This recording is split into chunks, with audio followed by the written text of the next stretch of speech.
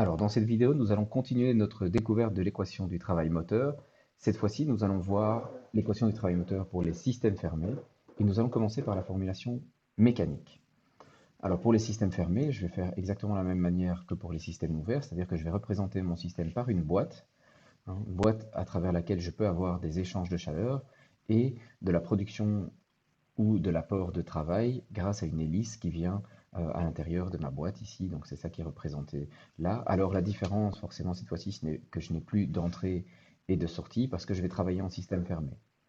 Un exemple de système fermé, c'est le compresseur à piston qui est schématisé ici en dessous, où là forcément vous voyez une entrée et une sortie, mais en fait l'entrée va s'ouvrir pour laisser rentrer de l'air. Je vais à ce moment-là fermer en fait mes deux soupapes et je vais travailler sur cet air. Ici je vais faire une compression et puis quand celle-ci sera terminée, je vais réouvrir la soupape. Donc sur le schéma ici, vous avez une entrée et une sortie, mais ce sont une entrée et une sortie qui sont fermées lorsque j'effectue une transformation sur le fluide.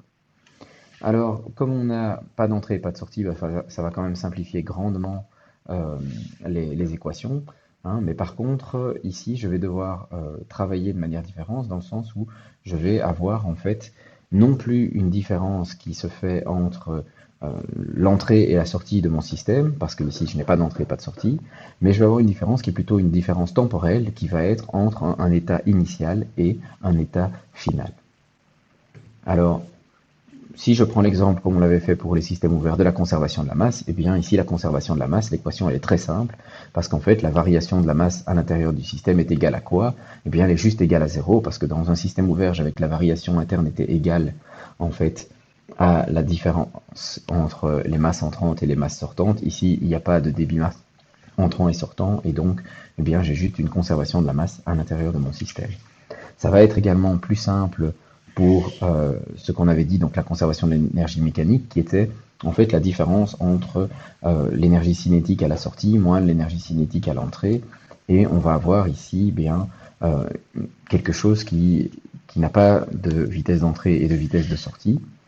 Et donc on va avoir un fluide, en fait, dont même si on pourrait peut-être dire, tiens, ici je peux avoir mon fluide qui est en train de tourner ou autre, mais bien, si on prend par exemple euh, dans un mélange, on fait tourner de l'eau ou autre, bien, sauf si on donne vraiment un mélange qui est régulier où toutes les molécules vont dans le même sens. Si on a un mélange qui est random au sein de notre transformation, donc typiquement dans la compression d'un gaz, eh bien en fait, on va avoir avant la compression, le gaz est presque au repos et à la fin de la compression, on peut dire aussi que ce gaz à l'état final est à nouveau au repos parce qu'il va bouger dans un certain sens, mais ça ne va pas être un mouvement qui va pouvoir être qui ne va pas être très long dans le temps parce qu'on n'est pas en train de donner vraiment une vitesse et un sens de rotation à ce gaz. Et donc en fait, ce qu'on va avoir ici dans la partie de gauche, eh bien c'est juste zéro. Hein, on va avoir, du coup, on va se dire, tiens, en fait, ce qui modifie mon énergie mécanique, la différence entre les deux, vu que je n'ai pas une entrée et une sortie, eh bien de toute façon, je vais avoir une conservation de cette énergie mécanique. Mais qu'est-ce que je vais pouvoir faire pour modifier cette énergie? Eh bien, en fait, je vais avoir la somme de trois termes, toujours comme la fois passée, donc c'est-à-dire un travail de force interne, un travail de force externe de contact, donc là, ça c'est typiquement l'hélice qui va venir à l'intérieur de la boîte en contact, et vous avez le travail des forces à distance. Ce travail des forces à distance, mais là, ce sera exactement la même chose que pour les systèmes ouverts, c'est-à-dire que ce sera principalement la gravité. Alors le travail des forces internes, eh bien, c'est toujours la même chose. Donc c'est le travail des forces de dilatation et le travail des forces de frottement qui vont intervenir. Exactement de la même manière que ce qu'on avait pour les systèmes ouverts, on va avoir que ici, ce travail des forces internes est l'intégrale de PDV. Ou dans notre cas, ici, on va avoir donc l'intégrale de 1 à 2 de PDV moins WF, donc ce travail de force de frottement. Donc ce terme-là est exactement le même que pour les systèmes ouverts. Maintenant, ce qu'il faut regarder et qui est intéressant, c'est le terme en fait des forces externes de contact. Donc pour rappel, dans les systèmes qui étaient les systèmes ouverts, on avait cette force, donc cet apport externe ou cette production vers l'extérieur de travail qui était symbolisé donc dans notre schéma par la petite hélice et donc dont le travail était le WM, qui est la chose qu'on cherche à calculer.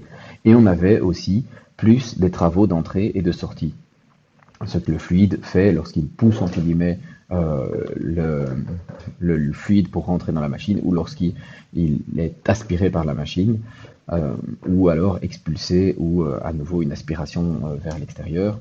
Et donc en fait, ces termes vont disparaître et donc on aura deux termes en moins à l'intérieur de notre équation du travail moteur. Pour les forces à distance, comme je vous l'ai dit, on avait toujours exactement la même chose, c'est-à-dire G delta Z qui est l'énergie potentielle. On se retrouve donc, lorsque je calcule, bien avec les forces internes qui est toujours l'intégrale de PDV moins WF, le travail des forces externes qui est WM, et les forces à distance qui sont G delta Z. Et on va donc avoir WM est égal à moins l'intégrale de PDV plus WF plus G delta Z.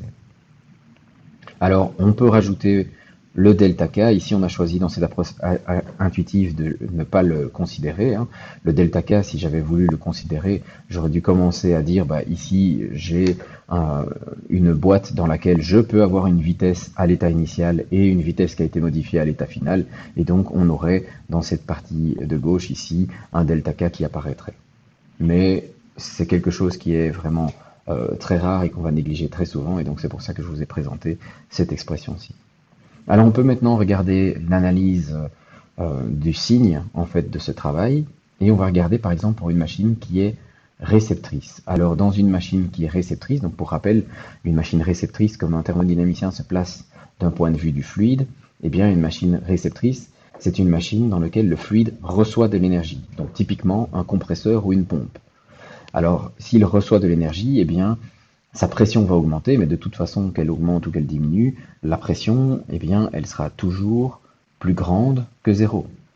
Hein, donc là, on va avoir un terme P qui est toujours plus grand que 0, parce que la plus basse pression qu'on puisse obtenir, c'est la pression du vide, c'est-à-dire 0, et une pression négative, ça n'existe pas.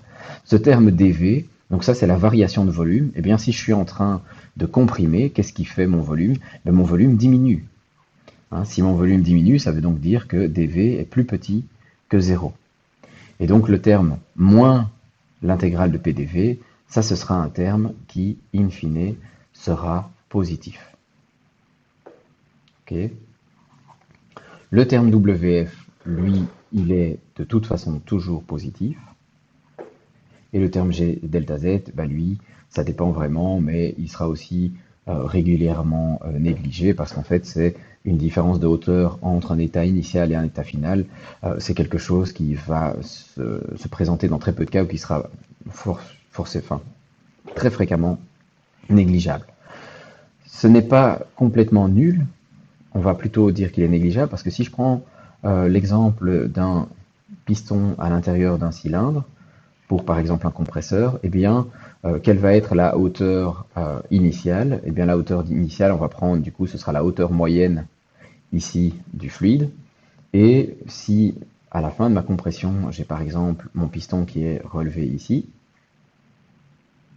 et vous avez votre piston qui est redressé, eh bien, vous allez avoir la hauteur moyenne du gaz qui va se situer à cet endroit-là.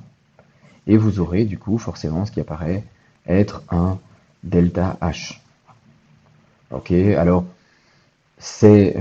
pourquoi est-ce que je dis que c'est négligeable? Bien, à nouveau, si on prend dans un compresseur, ce premier terme ici va être d'un ordre de grandeur de plusieurs kilojoules. Et ce terme-là, ben, si on fait G delta Z, G il vaut 10. Ici, ben, dans un cylindre, on va avoir une course qui fait 10-15 cm, et donc on va déplacer peut-être de 10 cm, donc de 10 moins 2 mètres le centre de gravité.